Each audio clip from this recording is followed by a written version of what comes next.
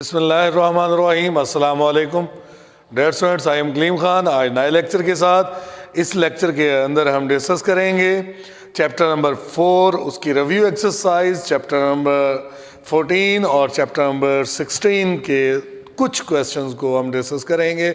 बाकी मैंने आपको बहुत अच्छे तरीके से पहले भी पढ़ा चुका हूं और आज फिर हम उसको रिवाइज करते हैं। ये हमारे रिवीजन लेक्चर्स हैं और ताकि इसके बाद आपकी टर्म अच्छी हो जाए। उम्मीद करता हूं कि आप पढ़ रहे होंगे, बहुत अच्छा समझ भी रहे होंगे। अगर किसी किस्म का कोई प्रॉब्लम हो तो आप मुझसे रब्ता कर सकते हैं।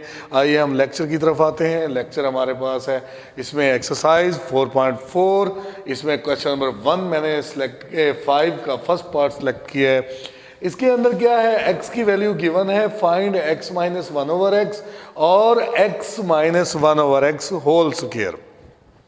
तो इस सूरत में हमें ये मालूम करने के लिए हमें क्या करना होगा, x हमारे पास मालूम है और 1 ओवर x हमने मालूम करना है। हमने ये वाली टर्म x यहाँ पर लिया, मैंने इसे इक्वेशन 1 का नाम दिया। इसके बाद मैंने इसे उलट करके लिखा, 1 ओवर x किया। जब हमने लेफ्ट साइड उलट करके लिखी है तो राइट साइड भी उलट होगी, तो 1 ओवर 2 प्लस 3 अंडर रूट। अब ये नीचे अंडर रूट की फॉर्म आ गई, हम इसे क्या करेंगे, रैशनलाइज करेंगे। यहाँ पर 2 प्लस 3 अंडर रूट है तो 2 minus 3 under root, 2 minus 3 under root, multiply और डिवाइड कर देंगे। ऊपर वाला ऊपर वाले से और नीचे वाला नीचे वाले से मल्टीप्लाई होगा। मल्टीप्लाई होने के बाद ये वाली terms, first term square minus second term square, और ये पहले आप सीख चुके हैं, 1 ओवर x आप फाइंड कर लेंगे। जब 1 ओवर x फाइंड हो जाएगा, आपके पास एक इक्वेशन x की है और दूसरी 1 ओवर x है, तो हमें चाहिए x माइनस 1 ओवर x। आप फर्स्ट इक्वेशन में से सेकंड इक्वेशन को क्या करेंगे, माइनस करेंगे। मैंने यहाँ लिखा सब्ट्रैक्टिंग इक्वेशन सेकंड को सब्ट्रैक्ट करें फ्रॉम इक्वेशन 1 में से, यानी कि x माइनस 1 ओवर x की वैल्यू ये आ गई माइनस, और ये 1 ओवर x की वैल्यू यहाँ पर निकाली हमने, ये आ गई। और ये ब्रैकेट के पीछे माइनस का साइन है तो अंदर क्या हो जाएगा, साइन चेंज हो जाएंगे। तो इस सूरत में हमने इसे जब सिंप्लीफाई किया तो ये 2 से कैंसिल हो गया।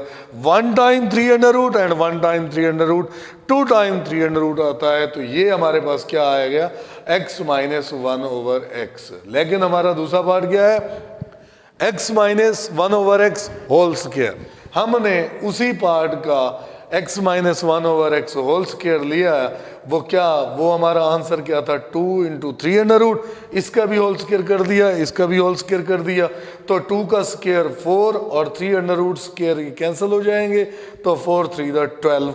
ये क्या आ गया हमारे पास, x माइनस 1 ओवर x कितना आया, 12 होल स्क्वायर, जो कि 12 है। हाँ, उसने यहाँ पर ओपन करने की बात नहीं की कि आप इसका होल स्क्वायर खोलें, नहीं, उसने सिर्फ कहा है इसकी वैल्यू निकालें, तो हमने इसकी वैल्यू निकाली। अगर वो कहता है x square plus 1 over x square की वैल्यू निकालते तो फिर हम खोल देते उसको, लेकिन यहाँ पर उसने सिर्फ यही पूछा है, हमने यही निकालना है। नेक्स्ट क्वेश्चन में उसने भी हमारे पास x minus 1 over x is equal to 2 उसे दिया हुआ है, और वो पूछता है कि x square plus 1 over x square find करें, और इसके बाद x4 plus 1 over x4 find करना है हमने। तो सबसे पहले हमारे पास जो क्वेश्चन है x minus 1 over x is equal to 2, ये हमने वैसे लिख दिया। और हम स्क्वायर कैसे मालूम करेंगे, स्क्वायरिंग ऑन बोथ साइड्स, दोनों तरफ स्क्वायर ले लेंगे। इधर भी हमने स्क्वायर ले लिया, इधर भी स्क्वायर ले लिया, तो first term square plus second term square minus 2 into ये फर्स्ट टर्म इंटू ये सेकंड टर्म, ये कैंसिल हो जाएंगे। तो हमारे पास माइनस का 2 आ जाएगा, इसको इस साइड पे ले जाएंगे तो प्लस का 2 बनेगा, और 4 प्लस 2 6 आ जाएगा। तो हमारे पास x square plus 1 over x square की वैल्यू हमारे पास 6 आई। लेकिन हमारा इसका दूसरा पार्ट क्या है, x4 plus 1 over x4, again square करेंगे दोबारा, किसका, उसी टर्म का, यानी कि इसका हमने होल स्क्वायर किया और इधर से 6 का भी स्क्वायर किया। इसे खोला, first term square plus second term square plus 2 into first term into second term, और ये कैंसिल हो जाएगा। वहाँ माइनस इसलिए आया था कि माइनस वाले का स्क्वायर खोला था, यहाँ प्लस है तो प्लस वाले का स्क्वायर खोला, तो ये 2 के साथ प्लस आया। तो एक्स स्क्वायर का square x4 plus 1 over x4 plus 2, ये कैंसिल हो गए, और 6 का स्क्वायर 36। 2 को उधर ले जाएं तो वो माइनस हो जाएगा, तो 34 हमारा आंसर आ जाएगा। डियर स्टूडेंट्स, इसी रिव्यू एक्सरसाइज का बहुत ही इंपॉर्टेंट क्वेश्चन एक दो दफ़ा बोर्ड के पेपर में लॉन्ग क्वेश्चन के तौर पर आया है। तो आइए इस सवाल को देखते हैं और इस स्टेटमेंट को समझते हैं। पहली बात होती है कि स्टेटमेंट को समझना, फिर उसके बाद सॉल्व करना। स्टेटमेंट ये है कि find the value of X cube plus 1/x cube plus X cube plus Y cube and X Y. ये दो चीज़ें फाइंड करनी है, X cube plus Y cube और फिर उसके बाद एक्स वाई फाइंड करना है। हमें गिवन क्या है, एक्स प्लस वाई की वैल्यू गिवन है जो कि 5 है, एक्स माइनस वाई की वैल्यू गिवन है जो कि वो 3 है। तो इसी तरह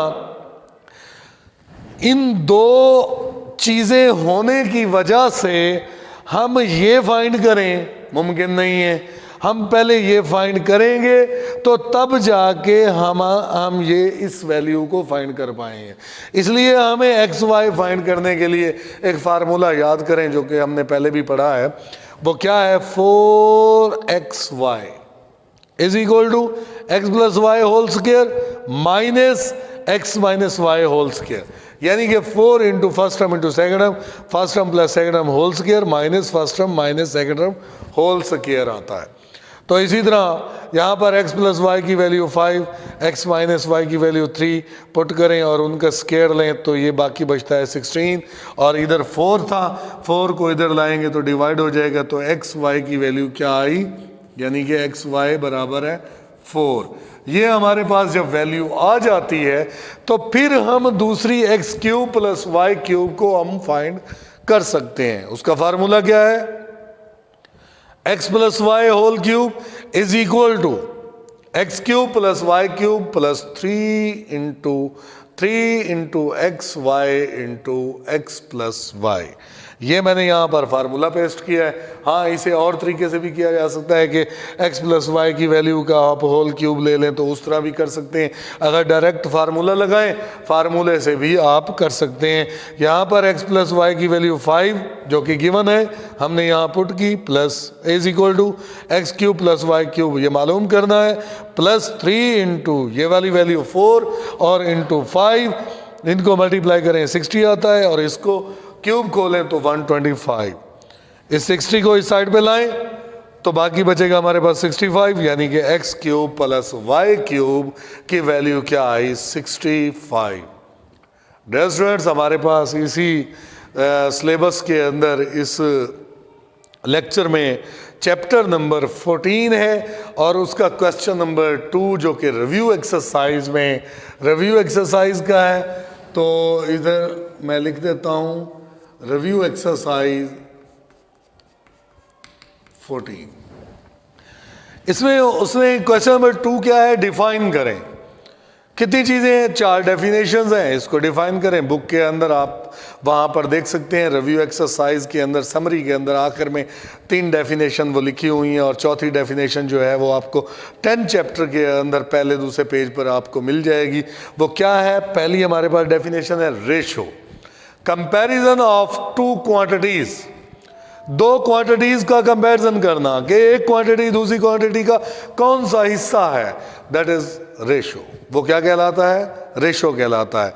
इसी तरह प्रोपोर्शन की डेफिनेशन क्या है, इक्वालिटी बिटवीन 2 रेशोज, 2 रेशोज के दरमियान इक्वालिटी को हम क्या कहते हैं, प्रोपोर्शन कहते हैं।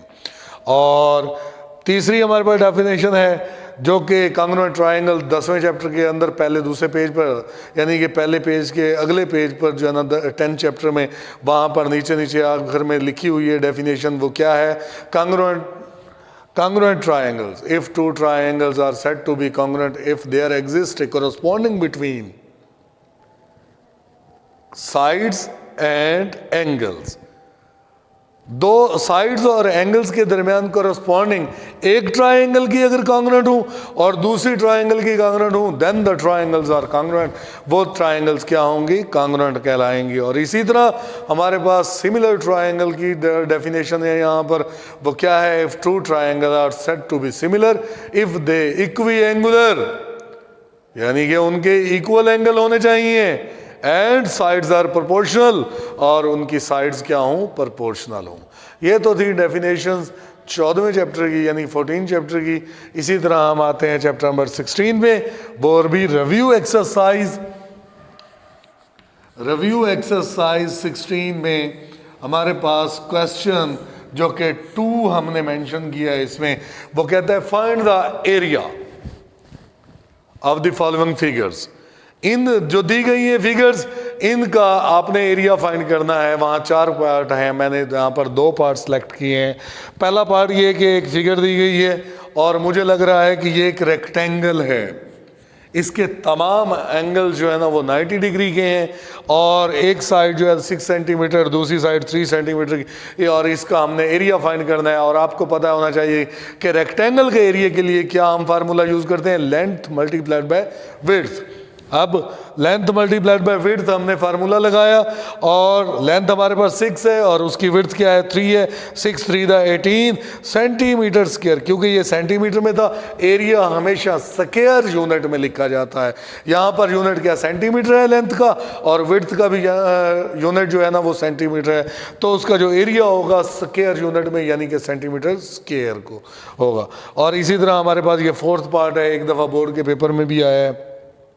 यहाँ हमें एक ट्रायंगल दिखाई दे रही है और एक साइड जो बेस है वो क्या है 16 सेंटीमीटर है, और उसकी हाइट ऊंचाई, ये जो है ये ऊंचाई अल्टीट्यूड वो क्या है 10 सेंटीमीटर है। वो कहता है एरिया फाइंड करें, तो उसका formula we know that area of the figure is equal to 1/2 base multiplied by height.